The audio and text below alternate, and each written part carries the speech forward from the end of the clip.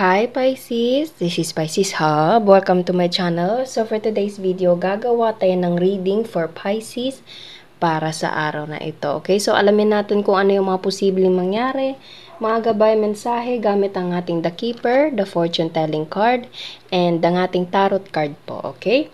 So alamin natin kung ano yung mga posibleng mangyari. So, reminder lang po Pisces na ito ay general reading po. So pwede pong mag-resonate sa'yo. Pwede pong hindi, okay? And this is a timeless reading, so kahit anong araw, buwan, taon mo to napanood, basta mag-resonate po, take lang, okay? Shuffle muna natin to. And welcome po ang lahat ng gender, babae, lalaki, LGBT man, ay pwede po sa feminine or masculine po, okay? Kahit babae yung dinidil mo, tapos lalaki yung lumabas sa card, okay lang po yun, okay? Kahit kanino po mag-resonate. Okay, so ano po yung message niyo po for Pisces sa araw na ito? Mga gabay, mensahe, mga posibleng mangyari for Pisces para sa araw na ito. There's a thief. Oh, bakit thief? So ano pa po yung message niyo po for Pisces? Naririnig ko yung word na there's something you don't know. Bigla ako narinig yun. Okay, so ano pa po yung message niyo po? Ano pa yung mga posibleng mangyari for Pisces sa linggong ito? There's a main male. Oh, naririnig ko din yung word na sneaking or like stalking. Parang nakikita ko yung isang tao, Pisces, hindi ko maano kung ano yun, basta meron akong nakikita sa isipan ko na isang lalaki na yung isang mata is nakatitig ng madiin sa'yo. Alam mo yung titig na nasa sayo yung focus niya. Yung parang ano ba yun? Yung parang intense na pagkatitig. Parang ganun. Okay, so there's something you don't know. And hindi ko masabi, pero nakikita ko yung mukha ng lalaki, Pisces. Pero pwede pong ikaw to or you're dealing with someone na ganito. Yun na, yung titig niya is intense. Yung titig niya sa'yo is parang, hindi naman nakakatakot, pero parang titig na matalim na nakafocus talaga yung attention niya sa'yo. Parang ganun. Okay, so ano po ito? First time ko tong, alam mo Pisces, alam mo yung meron akong nakikitang vision sa ano ko habang nagbabasa tayo ng reading. Okay, so there's something intense and there's something you don't know. Okay, so ano pa po yung message niyo po for Pisces sa araw na ito? Mga gabay, mensahe para kay Pisces sa araw na ito. Ano pa yung mga posibleng mangyari po for Pisces? Mga posibleng mangyari. Message, pwedeng makakatanggap ka ng mensahe, Pisces, coming from this person. Okay, sneaking. Despair. So makakatanggap ka ng isang, pwedeng ito yung taong nakakaramdam ng ganito, Pisces, nalulungkot siya, kaya siguro ganun yung titig niya sa'yo. Okay, or pwedeng ikaw, ganun yung titig mo sa kanya, okay? And it's either ikaw yung magpapadala, or siya yung magpapadala, magte-text, magchat-chat sa'yo, tatawag na ipaparamdam niya or sasabihin niya yung nararamdaman niya, which is despair, okay? Which is kalungkutan. So pwedeng you're dealing with someone na parang pwedeng tinitingnan ka nito, sinusubaybayan ka nito, Pisces, sneaking, kumbaga, or pwedeng ikaw, yung gumagawa nito, okay, as I said kanina, may navivision akong isang lalaki, or isang masculine energy na matalim, kumbaga, titig siya sa'yo. Parang ganon, okay, and pwedeng magpapadala siya ng mensahe na ganito yung nararamdaman niya, okay. So, bottom of the deck is occupation. Pwedeng nagtatabaho itong taong to or pwedeng makakatanggap ka ng mensahe habang nagtatabaho. Okay? Or pwedeng ito ay merong connection din sa trabaho. Pwedeng katrabaho mo to, Pisces. Okay? Pwedeng sa trabaho mo, pwedeng kailangan mong maging vigilant kasi may mga taong ganito, okay? And there's something na, or someone na nakatitig sa trabaho mo, okay? And there's something na message na it's either siya yung makakaramdam ng ganito or ikaw. Okay? So, you're dealing with someone na masculine energy or pwede pong ikaw yung masculine energy po. Okay? So, ano pa po yung message nyo po for Pisces sa araw na ito? Mga posibleng mangyari. Mga gabay. Mensahe. May nag-flip ba? Sige na lang, kunin natin ito. There's a Four of Pentacles, the Emperor, and the Fool. 4-4. Okay, so there is someone na parang reserve. Pwedeng magre-reach out itong taong to, Pisces. Pwedeng hindi kayo madalas mag-usap or there is something na parang hindi kayo ganun ka-close ng taong to, posible. Okay? Or something like parang merong distance sa inyong dalawa, hindi kayo ganun hindi kayo ganun kadalas mag-usap. Okay? And pwedeng maano mo tong taong to as somewhat na reserve, hindi siya ganun kadaling mag-open, or this person is still holding you. Okay? Yung parang sneaking, naririnig ko talaga yung word na sneaking, or there's something you don't know. And titig, nakatingin, ganun. Okay? So, it's either this is your boss, this is your supervisor, manager, or you're dealing with someone na masculine. Ayan, the Emperor and main male. So, obviously, there's someone na masculine energy. Pwedeng ikaw po to, Pisces. Or you're dealing with someone na masculine energy.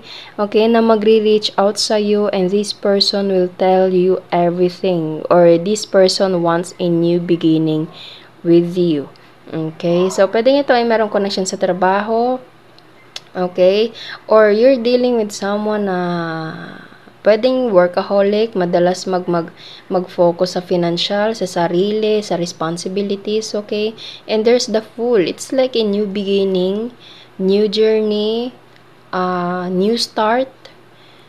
Okay? So, naririnig ko yung word na you got this attentions, you got this person attention, Pisces. Nakuha mo yung attention ng taong to. Okay, so ano pa po yung message nyo po for Pisces sa araw na ito? Mga gabay, mensahe, mga posibleng mangyari for Pisces sa araw na ito. Ano pa yung mga posibleng mangyari? Queen of Pentacles.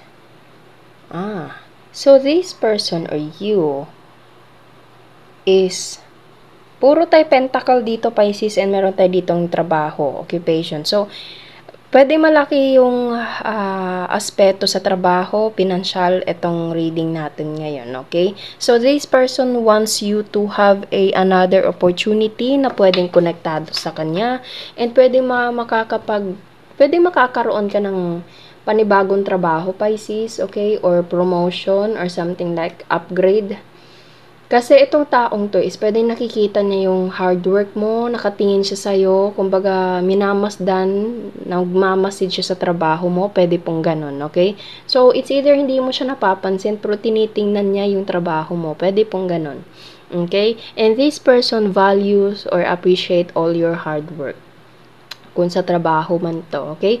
Or kung ano mang aspeto sa buhay, this person have something na nasa sa kanya, na kumbaga meron siyang ibibigay, i-offer sa iyo na new start for you to value or for you to use, okay? Kasi meron na tayo ditong pentacle na which is galing dito sa the Emperor na hawak niya dito, okay? So, pwedeng meron ka matatanggap and pwedeng ito ay through message, Pisces, but expect something na despair. Pero wag naman sana, wag naman sana. So, feeling ko, ganito yung nararamdaman niya. Okay? Ito yung nararamdaman niya about sa trabaho. Or pwedeng ito yung nararamdaman mo, Pisces, about sa trabaho. And, or habang nagtatrabaho. Okay? Pero merong mensahe na something like offer. Okay? This is a new beginning, new start. I don't know what it is, Pisces. Pwedeng sa trabaho, pwedeng sa personal lives, I don't know. Basta meron something na offer na bago. Okay? New start, kumbaga. So, ano pa po yung mga posibleng mangyari for Pisces sa araw na ito? Wheel of Fortune, it will change something for the better, Pisces. Magbabago, there's something na changes sa buhay. Yun nga, parang magbabago, hindi na yung usual, hindi na yung nakasanayan na takbo sa buhay, Pisces. Para siyang para siyang biglaan, lalo na't meron tayo ditong thief. It's like a sneaking, okay? Para siyang hindi mo siya mamamalayan. Ganun. Hindi mo siya mapapansin, hindi mo siya mamamalayan, Pisces. Bigla lang siyang susulpot, okay?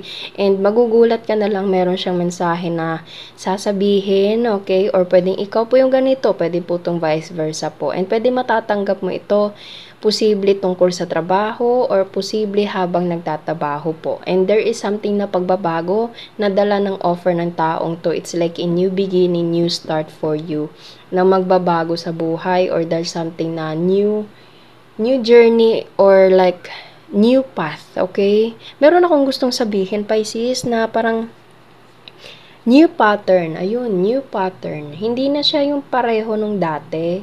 Iba siya ngayon, okay? Bottom of the deck is 5 of Wands. It's either merong kayong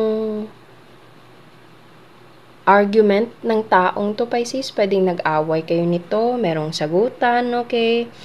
And, or pwedeng nagkalabuan. Narinig ko yung word na nagkalabuan kayo ng taong to. Okay? Pero this person will try to reach out to you, Pisces. This person will try to reach out. Akala mo, siguro ito yung nangyari. Feeling mo parang wala na kayong communication ng taong to, wala na kayong connection. Pero this person is sneaking. Yun.